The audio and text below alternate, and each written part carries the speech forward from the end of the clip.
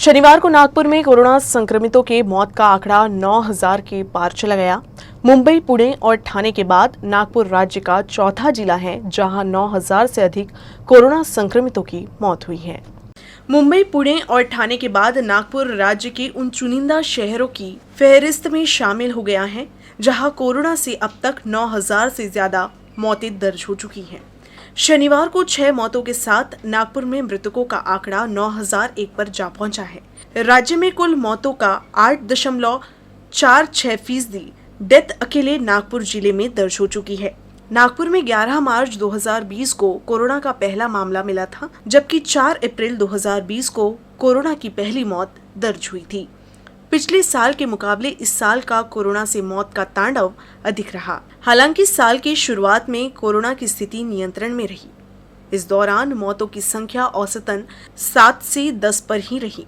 जनवरी से फरवरी 2021 इन 2 महीनों में कोरोना से मरने वालों का आंकड़ा 388 पर था, जबकि मार्च की दूसरी लहर के आमद में आते आते मौत की संख्या में बेहताशा इजाफा हुआ।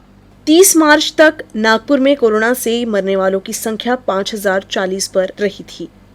15 अप्रैल यानी महज 15 दिनों के भीतर ही मौतों में 1,000 का इजाफा होकर मरने वालों का आंकड़ा 6,036 पर पहुंच गया। अगले 1,000 मौतें महज 11 दिन में ही दर्ज हुई, जबकि 7,000 से 8,000 तक पहुंचने में 13 दिनों का समय लगा।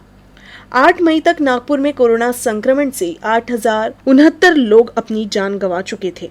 वहीं 36 दिनों के बाद 12 अप्रैल तक मरने वालों का आंकड़ा 9,000 पार हो गया। नागपुर में कोरोना को 9,000 मौत का आंकड़ा पार करने में 435 दिनों का सफर करना पड़ा।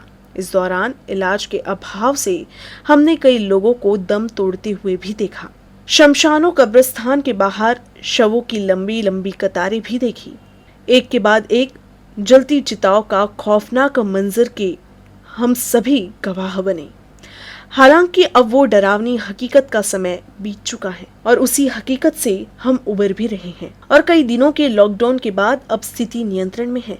लिहाजा नागपुर समेत पूरा राज्य अब अनलॉक की दिशा में आगे बढ़ चुका है। लेकिन न्यू नॉर्मल के इस दौर में हमारी एक छोटी सी लापरवाही हम सबको कोरोना की तीसरी लहर में ढकेल सकती है। लिहाजा कोरोना के कायदों का बखूबी से पालन करें और अपनी बारी आने पर वैक्सीन जरूर लगाएं, क्योंकि कोरोना को हराना है तो टीका ही लगाना है।